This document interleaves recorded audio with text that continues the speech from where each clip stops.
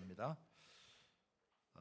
사람이 죄인일 수밖에 없는 이유라고 하는 제목으로 우리 하나님 말씀을 나누도록 하겠습니다.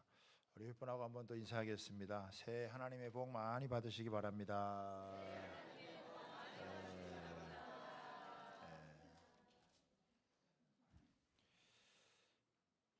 스가랴 10장 3절에 보면 만군의 여호와 하나님께서 유다 족속들에게 전쟁의 준마 같게 하리라 이렇게 하셨는데, 여러분 이 전쟁의 준마라고 하는 것은 승리의 여러분 이 말을 의미하는 거예요. 그래서 올 한해 이제 음력으로 새롭게 이제 한 해가 또 시작되어지는데, 여러분 승리의 은혜를 누리는 한 해가 되길 바랍니다. 우리 옆 사람하고도 한 번 더 인사하겠습니다. 한 해 동안 승리의 은혜를 누리기를 축복합니다. 이렇게 인사.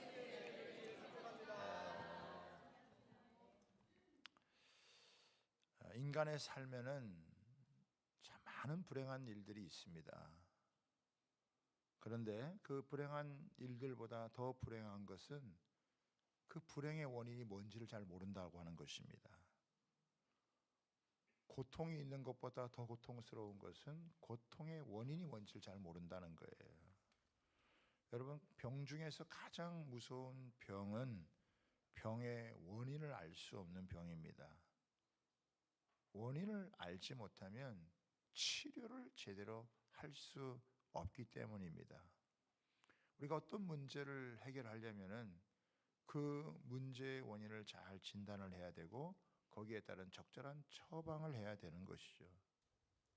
우리가 이 세상에 살아가면서 왜 이렇게 고통을 안고 살아가는가?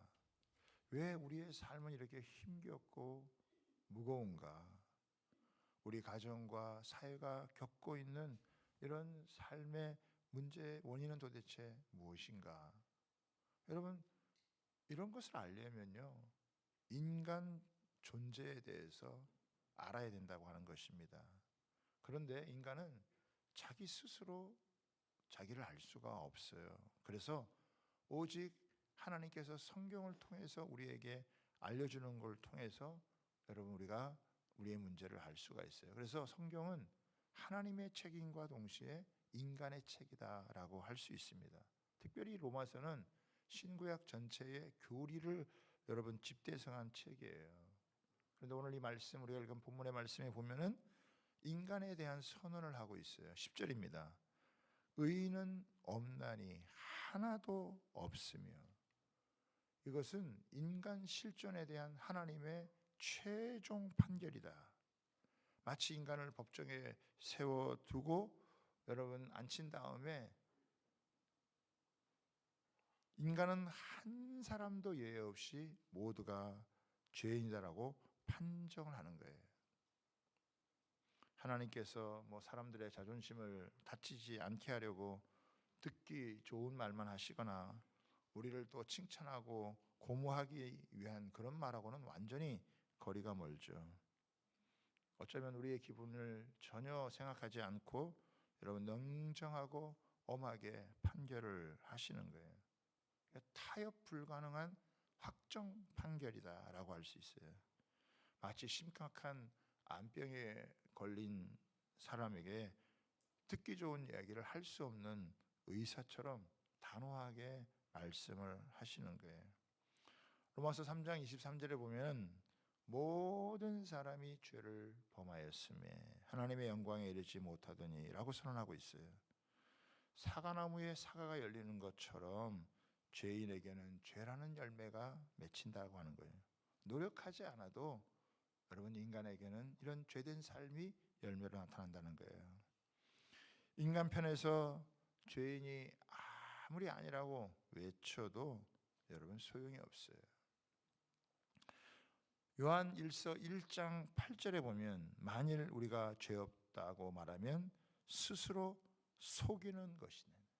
10절에 보면은 진리가 우리 속에 있지 아니하면, 만일 우리가 범죄하지 아니했다고 하면 하나님을 거짓말하는 자로 여러분 만드는 것이다.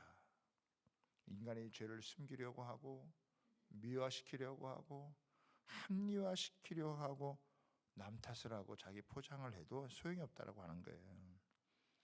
사람들은 자기가 지른 죄에 대해서 이거는 내가 실수한 거야 라고 이렇게 말을 하죠. 분명히 죄를 졌음에도 불구하고 죄를 죄로 잘 인정하지 않는다라고 하는 거예요. 성경에서 의인은 없나니 한 사람도 없다라고 하는 것은 어느 누구라도 죄에 대해서 자유로울 수가 없다라고 하는 것입니다. 죄에 대한 인간은 무기력한 존재다.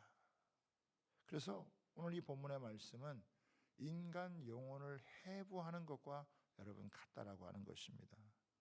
여러분 11절부터 피고석에 앉아있는 그 인간에 대해서 여러분 판결문을 읽는 것과 같습니다. 읽다가 보면 우리 인간의 적나라한 모습을 여러분 보여주고 있는 것이죠. 굉장히 모습을 들으면 불쾌할 수도 있다라고 하는 거예요. 법정에서 내 제목 하나하나를 조목조목 여러분 이야기를 한다면 기분 좋을 사람이 어디에 있겠습니까? 그렇지만 이게 죄인의 실상이다. 우리들의 모습이다라고 하는 거예요. 인간이 죄 때문에 얼마나 망가졌는지, 얼마나 잘못됐는지, 망가져도 참 많이 망가졌다라고 하는 것을 성경이 우리에게 보여주고 있는 것입니다. 하나님은 하나님의 형상과 모양을 따라 정말 인간을 너무 아름답고 여러분 잘 지으셨는데 그 죄를 짓고 타락함으로 말미암아 인간이 참 너무 많이 망가져 있는, 그래서 인간의 본래의 모습이 여러분 많이 사라지고 잃어버린 그런 모습을 보여주는 거예요. 여러분 9절을 한번 보겠습니다. 보면 그러면 어떠하냐? 우리가 나으냐? 결코 아니라 유대인이나 헬라인이나 다 죄 아래 있다고 우리가 이미 선언하였느니라. 그러면 어떠하냐? 이 말은 결론적으로 이제 얘기를 하는 거예요. 여러분 우리는이라는 이 말이 유대인이냐 아니면 예수를 믿는 성도들이냐라고 할 때 유대인이라고 해석하는 사람들도 있지만 그냥 우리 성도들이라고 해도 여러분 상관이 없다라고 하는 거예요. 예수 믿는 사람과 그렇지 않은 사람 차이가 있느냐? 여러분 근본적으로 차이가 없다라고 하는 것입니다. 인간은 유대인이든 헬라인이든 다 죄 아래에 있다. 우리가 예수 믿고 구원받았지만 여러분 이 죄인인 것은 우리가 부인할 수가 없다라고 하는 것입니다. 여기 보면은 죄 아래 있다라고 하는, 이 죄 아래 있다라고 하는 말이 뭐냐면 죄의 지배 아래 있다라고 하는 거예요. 죄의 세력에 눌려 있다라고 하는 거예요. 죄를 짓게 만드는 영적인 세력에 여러분 사로잡혀서 결코 인간의 힘으로는 벗어날 수가 없다라고 하는 거예요. 그러니까 죄의 지배 가운데 있기 때문에 죄를 지을 수밖에 없는 인간의 실존, 그게 뭔지를 우리가 오늘 본문을 통해 살펴보면서 하나님의 은혜를 나누고자 합니다. 여러분 인간이 이제 유대인이든 이방인이든 다 죄인이라고 했는데 그 유대인이든 이방이든 또 죄를 지을 수밖에 없는 그 인간의 죄의 실상이 뭐냐라고 하는 것을 오늘 이렇게 여러 부분에 얘기하고 있지만 크게 두 가지로 분류를 할 수가 있어요. 첫 번째는 뭐냐? 인간이 하나님께 짓는 죄라는 것입니다. 11절을 보세요. 11절 보면은 깨닫는 자도 없고, 여기 깨닫는 자가 없다라고 하는 말은 영적인 깨달음을 말하는 거예요. 여러분 이 세상에는 지식과 정보가 정말 갈수록 넘쳐나고 있는데 이상하게도 영적 세계에 대해서는 무지하다라고 하는 거예요. 정말 똑똑하고 여러분 유능한 사람임에도 불구하고 영적인 세계에 대해서는 전혀 여러분 관심을 갖지 않으려고 해요. 진리에 대해서, 영원한 세계에 대해서, 죽음 이후의 세계에 대해서는 관심이 없어요. 주식 그러면 눈이 막 번쩍 뜨이고, 부동산 그러면 막 눈이 번쩍 뜨이고, 한국 아줌마들은 아파트 그러면 막 최고의 관심을 보이고, 건강, 뭐 정치 이런 거 이야기하면 막 흥분이 되어지는데 영적인 이야기를 하면은 그냥 이렇게 눈이 벌써 풀리고 자세가 흐트러지고 하품 이렇게 하고 이런단 말이에요. 이게 뭔가 이게 영적인 기능이 작동을 하지를 않는다. 진리에 대해서도 귀를 막고 잘 들으려고 하지 않는,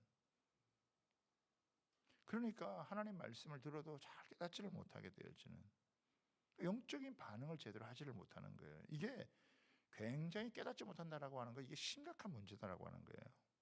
시편 49편 2절에 20절 이런 말씀이 있어요. 존귀하나 깨닫지 못하는 사람은 멸망하는 짐승 같도다. 여러분, 영적인 깨달음이 없는 사람을 뭐라고 이야기를 하느냐?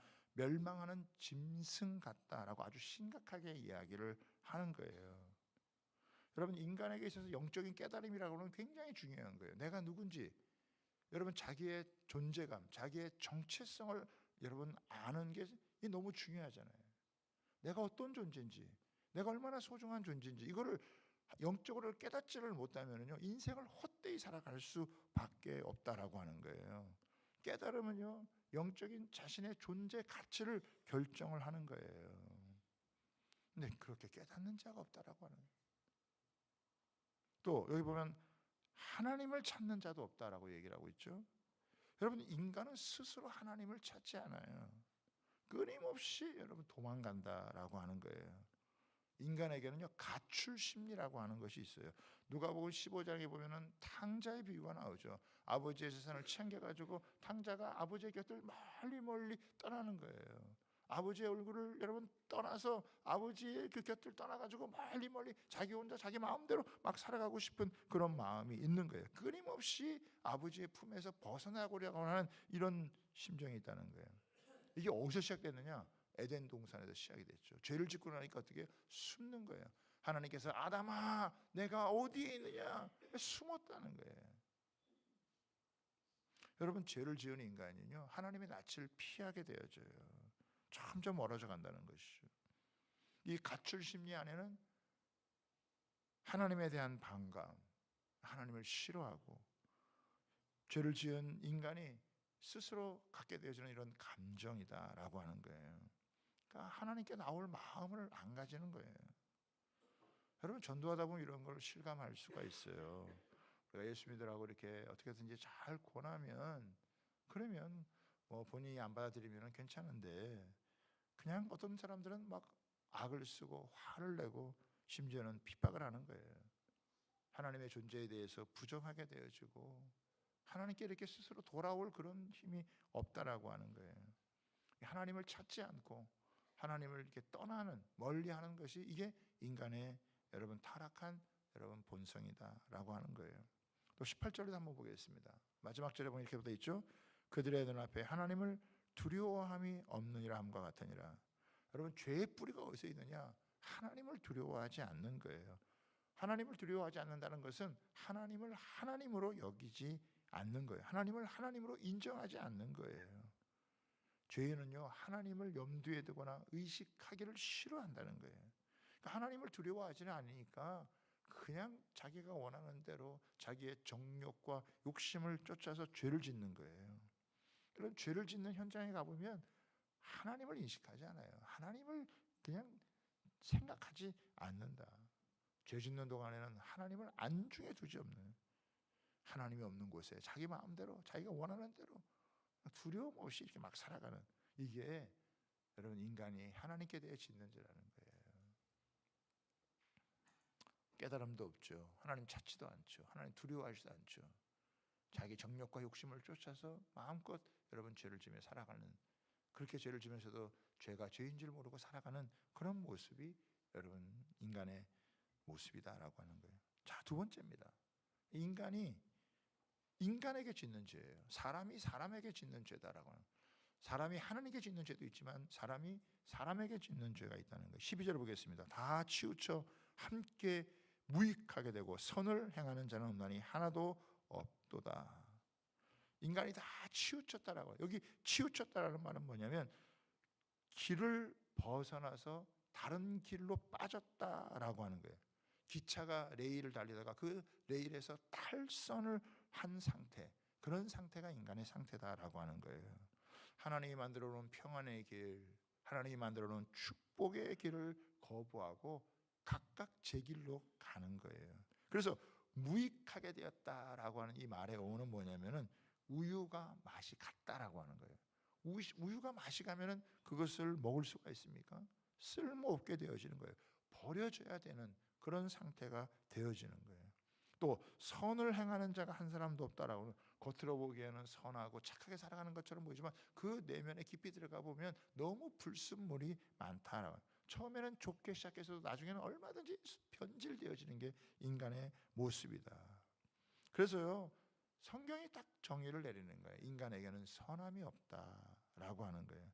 이 무익하게 된 사람들이 어떤 죄를 저지르느냐, 두 가지 죄를 크게 저지르는데, 이 특징인데, 두 가지 죄만 짓는 게 아니라 두 가지 형태로 나타나는데, 하나는 말로 짓는 죄고 하나는 발로 짓는 죄다라고 하는 거예요. 여러분 13절에서 14절을 보겠습니다. 그들의 목구멍은 열린 무덤이요, 그 혀로는 속임을 일삼으며 그 입술에는 독사의 독이 있고 그 입에는 저주와 악독이 가득하고. 여러분, 사람이 사람 속을 다 볼 수가 없잖아요. 그런데 사람 속을 볼 수 없어도 그 사람 속에 뭐가 들어있는지는, 그 사람이 하는 말을 잘 들어보면 그 사람 속에 뭐가 들어있는지를 알 수가 있다는 거예요. 그래서 오늘 보면은 목구멍, 혀, 입술, 그리고 입이라고 하는 단어를 표현해서 인간이 짓는 죄에 대해서 얘기를 하고 있다는 거예요.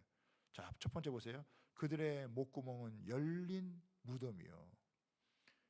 여러분, 유대 지방에서는 우리나라하고 이렇게 무덤 형태가 달라가지고 이렇게 굴 같은 데다가 시신을 넣고 그걸 돌로 굴려가지고 이걸 닫는단 말이에요.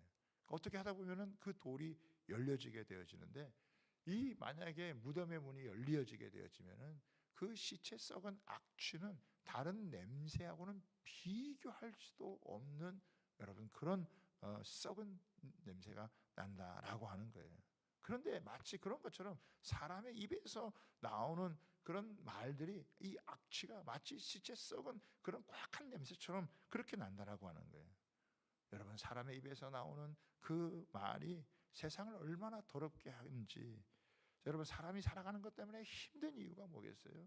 그 사람들 말 때문에 상처를 주고받으면서 여러분 생기는 거예요. 거침없이 쏟아내는 그 말들이 인간의 죄성이 어떤지를 보여주는 거예요. 자, 그다음 보세요. 그 혀로는 속임을 일삼으며. 여러분, 사람들끼리 서로 여러분 속이는 거예요. 거짓말을 너무 천연덕스럽게 여러분 잘하는. 앞에서는 칭찬을 하고 뒤에서는 욕하고, 참 진실하지 않은 모습이 많아요. 나는 한 번도 거짓말 하지 않아. 그런 사람이 거짓말한 사람이에요. 그죠? 우리 속에는 굉장히 이중성이 여러분 많다라고 하는 거예요. 그 다음에 보세요. 그 입술에는 독사의 독이 있고. 여러분, 독이라고 하는 건 치명적이잖아요. 그래서 그 독사가, 독을 쓰면 사람이 그 마비가 되듯이 이 저주와 악독을 쏟아내면, 다른 사람을 향해 저주는 이 저주가, 이 욕들이요, 다른 사람의 영혼을 마비시켜 버리는 거예요. 그 이야기 한번 잘못 들으면 어떻게 해요? 그런 게 평생 마음에 상처로 남아가지고 그런 것 때문에 자신의 꿈과 삶을 펼치지 못하는 그런 사람들이 얼마나 많은지 모르겠어요. 여러분, 정말 무서운 것 중에 무서운 게 바로 이 혀다라고 하는 거예요. 폭력적이고 사람을 완전히 여러분 죽일 수도 있고 일평생 잊을 수 없는 상처를 만드는 것도 바로 이 입에서 나오는 거다, 혀에서 나오는 거다. 또 그 다음에 보십시오. 그 입에는 저주와 악독이 가득하고. 참 평소에 좋아 보여도요, 어떤 이런 문제가 딱 발생하고 입금 문제가 생기게 되어지면은 그냥 무섭도록 상대방을 공격하는, 그리고 이 저주와 악독들이 무섭게 퍼지게 되어지는. 여러분, 인간의 죄성이 이런 이 사람의 입을 통해서 나타나게 되어진다. 우리가 예수 믿고 난 다음에 제일 많이 변화되는 게 뭐냐? 언어 생활이에요. 말이란 말이에요. 그렇죠? 말이 바뀌어요. 예수를 오래 믿었는데 말이 안 바뀌었다. 그 사람 예수 제대로 믿는 거 아니에요. 예수 믿고 난 다음에 제대로 믿는 모습을 보면 어떻게 해요? 말이 바뀌는 거예요. 황금 언어를 쓰는 거예요. 칭찬과 격려와 위로와 축복을 하는 거예요. 여러분, 황금 언어가 뭐라고요? 칭찬과 위로와 격려와 축복. 한번 네 가지 해보세요. 네 가지 이렇게 한번 손을 꼽아가지고 칭찬, 격려와 위로와 축복을 하는 거예요. 이번 우리 설 명절에 만나면 여러분, 우리 칭찬과 격려와 위로와 축복을 할 수 있게 되기를 바랍니다. 자꾸 황금 언어를 써야 되는 거예요. 이게 사람을 살리는 언어, 사람을 세우는 언어, 그런 언어를 해야 된다는 거예요. 다른 사람을 인정해주고 위로하고 축복하고 격려하고 칭찬하고, 여러분 그런 얘기를 자꾸 해야 되는데 비난하고 지적질하고 그러면 이게 꾀질게 되어지는 거예요. 우리 여러분 성도들이 여러분 주님의 그 사랑을 물론 봉사하고 섬겨야 되지만 입으로도 잘 여러분 전할 수 있는 은혜가 있게 되기를 여러분 바랍니다. 그 다음에 이제 발로 짖는 죄에 보면 그 발은 피 흘린 데 빠른지라. 여기 꼭 이 피 흘리는 이 말이 여러분 뭐냐, 이웃을 향해서 해를 끼치는 행위에 대한 총체적인 것을 얘기하는 거예요. 우리 사회도 갈수록 묻지마 살인이라든지 다른 사람에게 피해를 주는 일들이 얼마나 지금 늘어나고 있습니까? 여러분 인류 역사는 피 흘리는 역사예요. 아담과 하와가 선악과 따먹는 죄를 진 다음에 그 아들 가인과 아벨 때 그 어떤 일이 벌었어요? 가인이 아벨을 죽이는 살인죄가 벌었어요. 피 흘리는 역사예요. 지금도 여러분 전쟁 가운데 수많은 사람이 피를 흘리는 거예요. 지난한 주에는 우리 블라디보스톡에서 사역하시는 선교사님이 계세요. 전쟁은 서쪽에서 일어나지만 본인은 동쪽에 살고 있으니까 그래도 어쩌냐고 물어보니까 우리는 뭐 큰 일은 없지만은 그러나 젊은이들이 자꾸 이제 이렇게 그 징병돼서 나간다는 거예요. 러시아만 해도 100만 명의 젊은이들이 죽었다는 거예요. 여러분 뭐 때문에? 그 젊은 여러분 사람들이 피를 흘리겠어요? 우크라이나는 또 어떻게 했어요? 도대체 뭘 위해서 자신의 그 아까운 생명을 여러분 바치겠어요? 그러니까 인간이 하는 그 여러분 일들이 이렇게 서로 피를 흘리게 만드는, 서로 돕고 섬기지는 못하는 망정 자기 살기 위해 다른 사람을 죽이는 이런 일들이 뭐 이게 인류 역사다라고 여러분 알 수가 있죠. 조금 더 나가 보겠습니다. 16절에서 18절을 보면 이렇게 나옵니다. 파멸과 고생이 그 길에 있어 평강의 길을 알지 못하였고. 여러분 자기가 가는 이 길이 절망적임에도 불구하고 자기가 절망적인 존재라고 하는 사실조차 모르는 그런 절망적인 그런 존재라고 하는 거예요. 파멸과 고생이 놓여 있고 죽음이 기다리고 있다라고 하는 거예요. 여기에 무슨 희망이 있고 여기에 무슨 평강이 있겠냐라고 하는 거예요. 그런데도 이 세상에서 무슨 복을 누리겠다고 이 세상의 복을 여러분 추구하는 건요, 이게 결국 쓰레기 같은 것을 구하는 거예요. 진짜 복은 하나님에게 있는 줄 여러분 믿으시기를 바랍니다. 그러니까 이 지금 짧은 우리가 몇 구절을 읽었지만은 죄인된 인간의 모습이 얼마나 이렇게 부패하고 얼마나 망가지고 얼마나 무능한가라고 하는 것을, 이게 참 불편하지만 이게 진실이에요. 이게 사실이란 말이에요. 여러분 이런 내용을 듣고 아유 뭐 나는 상관이 없어, 그럴 사람이 여러분 누가 있겠냐라고 하는 거예요. 아마 자신에게 이런 일이 해당이 없다라고 생각하는 사람은 바로 그 사람이 이런 여러분 주인공인 거예요. 내가 죄 없다고 하는 사람은 하나님을 여러분 속이는 자고 거짓말하는 자다. 그런데 이제 문제는 뭐냐면 이 죄인들은 이걸 그렇게 심각하게 생각하지 않는다라고 하는 거예요. 뭐 별것 아닌 것으로 누구나 다 하는 것으로 경미스러운 것으로 사소한 것으로 만들어 버린다라고 하는 거예요. 그리고 죄 자체를 말하는 것, 죄 자체를 다루는 걸 굉장히 싫어한다라고 하는 거예요. 그런데 우리가 잘 기억해야 돼요. 복음은요, 인간의 타락을 선언하는 데서부터 복음이 시작되어집니다. 인간의 타락이 없다면요, 인간의 구원에 대해서 말할 수가 없죠. 여러분, 우리는 흉악한 죄를 짓고 타락을 했고 하나님의 무서운 심판 아래 놓여져 있다. 이게요, 기독교 복음의 시작이다라고 하는 것입니다. 여러분, 성경이 자꾸 이렇게 죄를 들추어낸다는 거예요. 그런데 죄를 들추어내는 것은 우리를 살리려고 하는 하나님의 목적이 있다라고 하는 것입니다. 여러분 병원에 갔을 때 우선 병의 진단을 받으면은 수술을 해야 된다면 그 사람의 배를 째고 여러분 수술을 하는 것이 그 뭐 아프게 하기 위해서가 아니라 더 큰 고통을 여러분 막기 위해서 수술도 하는 것 아니겠어요? 마찬가지로 하나님께서 우리를 법정에 이렇게 여러분 세우고 죄인인 것을 알려주는 것은 우리를 죽이려고 하는 것이 아니라 우리를 진짜 살려주기 위한 것이다라고 하는 거예요. 어떻게 보면은 교회에 와서 이렇게 말씀을 이렇게 듣다가 보면, 예? 자꾸 어떤 경우에는 자꾸 내가 이렇게 세상 사는 것도 힘든데, 아니 교회에 왔더니 자꾸 뭐 죄인이라 그러고 회개하라 그러고 자꾸 뭐라 그러고 뭐 혼내는 것 같고, 어? 아, 내가 이러려고 교회를 왔나, 이렇게 생각할 수도 여러분 있는 거죠. 그렇죠? 그렇지만 여러분, 이 죄에 대한 문제를 직면하지 않으면은 복음의 진짜 은혜를 누릴 수가 없어요. 여러분, 죄 때문에 예수님이 십자가에 죽으셨는데 십자가의 은혜를 죄를 직면하지 아니하고 우리가 십자가의 은혜를, 하나님의 은혜를 깊이 여러분 누릴 수 있겠냐라고 하는 거예요. 그런데 참 이상하게도요, 교회를 이렇게 10년, 5년, 10년 다녀도 정말 내가 죄인입니다. 내가 정말 하나님 앞에서 죄인일 수밖에 없습니다.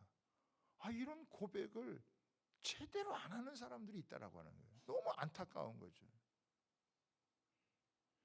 죄의 문제가 건드려지죠. 자기가 정말 하나님 앞에서 죽을 수밖에 없는 정말 자기가 악한 죄인이라는 것을 깨닫지 않으면 하나님의 은혜, 하나님의 여러분 사랑, 이 하나님의 진리 가운데 들어갈 수가 없다라고 하는 것입니다. 여러분, 죄의 문제에 대해서 정확하게 우리가 접근하지 않으면 십자가의 은혜를 만날 수가 없어요. 십자가는 뭘 이야기를 하는 겁니까? 십자가의 이중성이라고 있다는 거예요. 우리가 지은 죄라고 하는 것이 그냥 단순한 죄가 아니다라고 하는 거예요. 예수님께서 십자가에 죽지 않으면 해결되지 않는 그런 심각한 죄가 바로 너에게 있다라고 하는 거예요. 그런데 그냥 어렴풋이 대충 이렇게 알고 되는 게 아니다라고 하는 거예요. 이 죄에 대한 자각을 제대로 여러분 가져야 된다라고요. 죄에 대해서 인식하지 못하면 죄에서 벗어날 수가 없다라고 하는 거예요. 자기가 죄인이라는 걸 제대로 알아야만 십자가의 은혜, 그런 내 죄를 용서하신 십자가의 은혜를 붙들고 구원의 은혜를 누리게 되니까 죄에 대해서 제대로 인정하지 않고 죄에 대한 걸 제대로 깨닫지를 못하는데 십자가의 은혜, 하나님의 사랑을 어떻게 깨닫니? 그러니까 그냥 뭐 교회 가면 뭐 좋은 소리 하는 거지, 뭐 목사님이 나쁜 얘기 하겠어, 이게 완전 도덕적인 그런 여러분 얘기로 끝나는 거예요. 여러분, 교회는 그런 정도의 얘기를 하려고 하는 게 아니에요. 인간이 갖고 있는 죄가 얼마나 심각하고 여러분 무서운지 조금만 봐도, 네 입으로 짓는 죄만 봐도 봐라. 너가 너 자신을 몰라서 그러는 거지. 그걸 한번 제대로 보려면 얼마나 심각한지를 알 수가 있다. 네가 돌아다니는 그 발걸음이 얼마나 사람을 해치기 위해 다니는 것인지 그 발걸음 움직이는 데를 봐라 라고, 너의 이권을, 너 살기 위해서 다른 사람을 짓밟는 일들을 얼마나 많은, 은근히 미워하고 싫어하고 저주하고 이런 일들이 얼마나 많았냐라고 하는 거예요.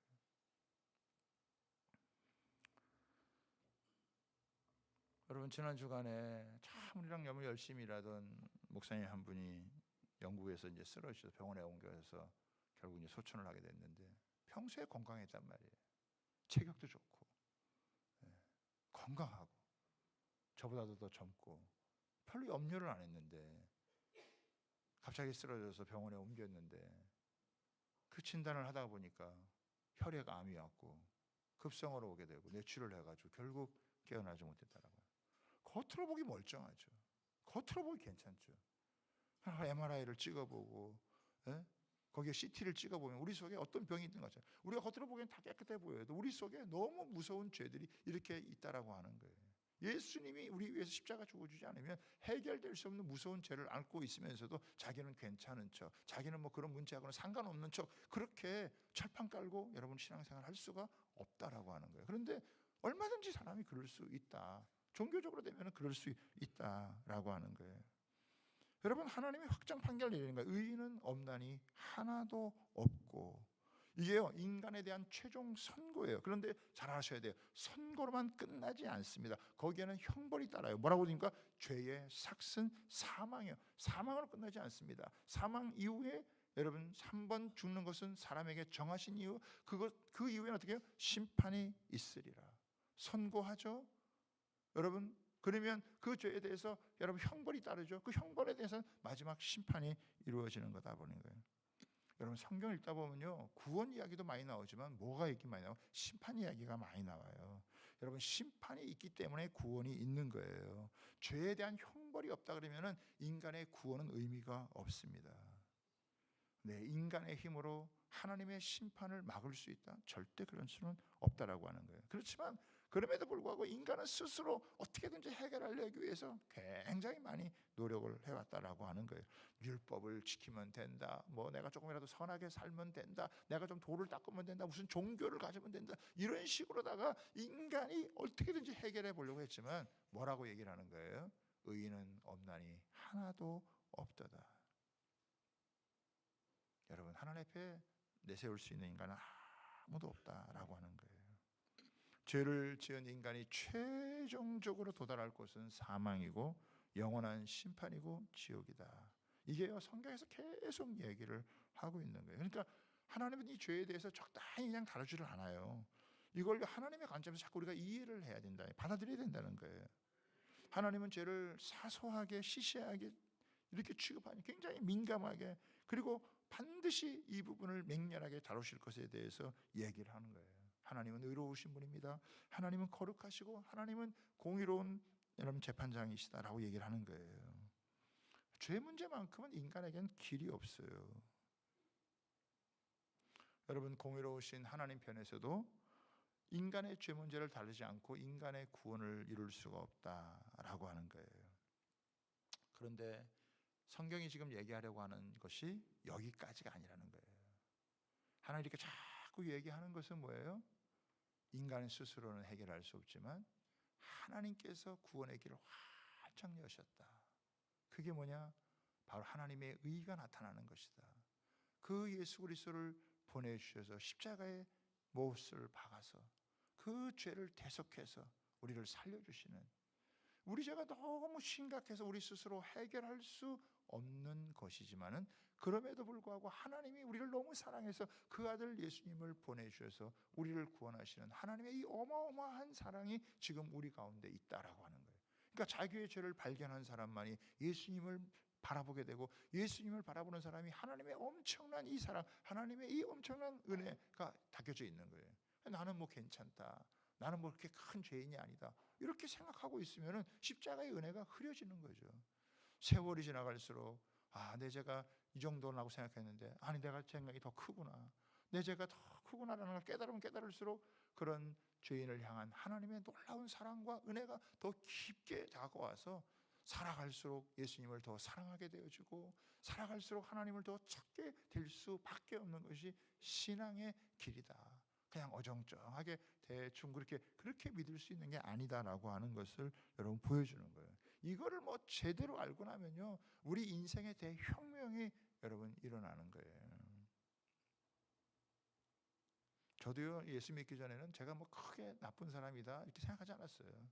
저도 이렇게 모범생 계열에 속해가지고 착실하게 이렇게 살았던 사람이고, 뭐 남한테 피해 안 주고 뭐 내가 뭐 그냥 이렇게 살아가면 되지, 착하게 살아가면 되지, 내가 뭐 크게 뭐 잘못한 거고, 또 내가 뭐 중학생 고등학생 돼가지고 무슨 세상에 큰 죄를 여러분 졌겠어요.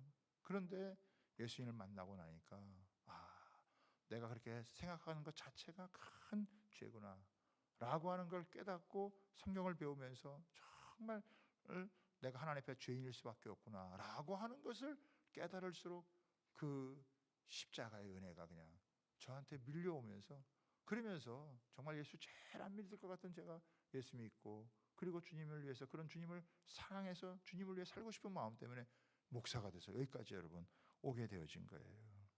흠없는 그 하나님의 아들이 나를 위해서 십자가에 죽어주신 그 사랑, 그 은혜가 그냥 얼마나 크게 여러분 와 닿는지 여러분 모르겠습니다. 여러분 예수님이 세상에 오신 목적이 무엇이에요? 아들을 낳으리니 이름을 예수로 하라. 이는 그가 자기 백성을 그 죄에서 구원할 자이심이니라. 내가 받아야 될 그 죄값을 예수님이 다 십자가에 받아주시고 죽어주시고 또 부활하셔서 생명의 주가 되시고, 예수 믿는 그 나를 이제는 죄 없는 것처럼, 그리고 그 하나님의 자녀 삼아주시고 이 땅 가운데 다시 잃어버렸던 통치권을 회복하게 하셔서 생육하고 번성하고 땅에 충만하고 정복하고 다스리는 그런 인생으로 살아가게 하는 거예요. 이게 복음의 진수다라고 하는 거예요. 명백한 죄인이고 심판받아야 될 대상이지만은 그러나 하나님께서 예수님 통해 우리를 구원하시다는 거예요. 복음에는 하나님의 의가 나타나서 믿음으로 믿음에 이르게 하나니 기록된 바 오직 의인은 믿음으로 말미암아 살리라 함과 같으니라. 여러분 여기에 영적인 눈이 띄어져야 될 줄로 믿습니다. 우리가요 이런 걸 듣고 깨닫고 이걸 내 마음에 받고 이걸 여러분 내가 누리고 살아, 이게 벌써 어마어마한 축복이다라고 하는 거예요. 이 세상 어떤 거 하고도 여러분 바꿀 수 없는 엄청난 축복인 것을 여러분 믿으시기를 바랍니다. 모든 믿는 자에게 구원 주시는 하나님의 이 은혜가 우리 가운데 여러분 있는 거예요. 그러니까 이미 우리는요 복 받아야 되지만 이미 복을 받은 사람들이에요. 예수를 제대로 믿고 있다면 이미 복을 어마무시하게 하나님의 복을 받은 사람들이에요. 옆에 분하고 한번 알려주면 좋겠어요. 당신은 어마무시하게 복을 받은 사람입니다. 한번 얘기를 한번 해주시기 바랍니다. 예. 그런데 얼굴 표정은 생판 복을 안 받은 것 사람처럼. 이게 그러면 안 된다 이거예요. 성령의 다름이로 여러분 근심의 주근깨와 염려의 기미를 싹 펴야 돼요. 아멘입니까? 그래서 환하게 해가지고 정말 억만 죄악을 십자가에서 용서받아 하나님의 놀라운 은혜 가운데 구원받고 하나님의 자녀가 되고 나중에 영원히 하나님 나라의 상속자가 되어질, 이제는 그 엄청난 죄의 영향이 아니라 하나님의 은혜 안에서 왕노릇하는 그런 하나님의 사람으로 살게 되었다라고 하는 그런 환한 얼굴로 감사하면서 여러분 살아야 되는 거예요. 아멘입니까? 그렇죠. 그런 은혜를 우리 명절 때 그걸 여러분 그걸 나눠줘야 되는 거예요. 예수님이 나를 다 용서해 주었듯이 내가 죄 많음에도 불구하고 내가 하나님이 나를 용서해 주었듯이 나한테 좀 잘못한 친척들이 있어도 나를 좀 섭섭하게 했던 그런 여러분 시어머니가 있어도 넓은 마음을 가지고 우리가 용서하고 사랑하고 섬기는 마음을 가질 때 거기에 하나님의 은혜의 역사가 나타나게 되는 줄 여러분 믿습니다. 그러니까 마음을 넓히셔야 되는 거예요. 하나님, 제가 제 모습을 보니까 저도 이렇게 죄가 많았는데 예수님 희생하셔서 나를 용서해 주고 나를 구원해 주셨던 것처럼 나도 이렇게 조금만 문제 때문에 마음 닫고 외면하고 미워하고 싫어하고 찾아가지 않고 그러지 않게 하시고 예수님 사랑 때문에 그런 구원의 은혜 받은 사랑 때문에 나도 조금이라도 섬기고 억울해도 참고 힘들어도 견디고 그러면서 섬기며 살아가게 해주십시오. 그런 마음 가지고 살아갈 때 하나님의 일하시는 역사가 우리 가정에서 우리 삶의 현장에서 드러나게 되어주는 줄 여러분 믿습니다. 그렇죠? 그럴 때 참 용서하기 쉽지 않고 품어주기 쉽지 않을 여러분 그때 좀 사랑하는 게 쉽지 않구나, 품어주는 게 쉽지 않구나, 그렇게 여러분 사람들과의 관계에서 느껴질 때 예수님은 나를 품기 쉬우셨을까? 예수님은 나를 품기 쉬우셨을까? 옆에 분하고 다시 한번 인사하겠습니다. 예수님도 당신 품기 힘들었습니다. 이렇게 한번 인사 한번 해주시죠. 예수님도 당신 품기 힘들었어요. 우리의 고슴도치 같은 인생이에요. 그렇죠? 겉으로 보기엔 멀쩡한 것 같아도요, 나도 고슴도치 같은 인생이에요. 우리 미꾸라지 같은 인생이란 말이에요. 요리 빠지고 조리 빠지고. 주님이 볼 때 어쩌면 우리는 미꾸라지 같은 인생일지 몰라요. 그런데도 주님이 어떻게든지 잡아가지고 이렇게 예배의 자리에 나오게 하시고 하나님 찾게 하시고 하나님 의지하게 하시고, 이것 자체가 여러분 복인 줄 믿으시기를 여러분 바랍니다. 가만 놔뒀으면 이리 빠지고 저리 빠지고 조리 빠지고 다 해가지고 미꾸라지 같이 빠져나갈 사람들이란 말이에요. 그게 저와 여러분이에요.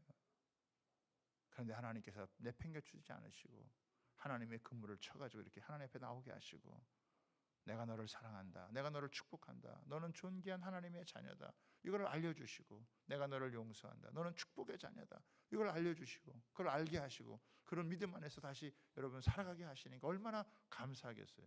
악한 사단과 어둠의 역사는 계속 여러분 우리를 이렇게 짓누르지만 복음의 은혜는 그 모든 것들을 다 떨치고 우리가 믿음의 사람으로 하나님의 은혜를 받은 사람으로 우리가 밝고 환하게 살아갈 수 있도록 만들어 주신 분이 하나님이신 줄 믿습니다. 십자가의 은혜인 줄 여러분 믿으시길 바랍니다. 그래서 우리가 있는 곳에 이런 주님의 사랑이 흘러가고 주님의 은혜가 이렇게 흘러갈 수 있도록, 그래서 어려운 데일수록 우리가 가고 싶지 않은 여러분 친척집이라도 여러분 찾아가셔서 주님 사랑을 나누고 겸손히 이렇게 섬길 때 하나님이 일하시는 역사가 크게 드러나게 되어질 줄 믿습니다. 그런 은혜를 가슴에 꼭 누리면서 살아가고 이번 우리 설 명절에도 그런 축복된 설 명절 되시기를 주님의 이름으로 여러분 축복합니다.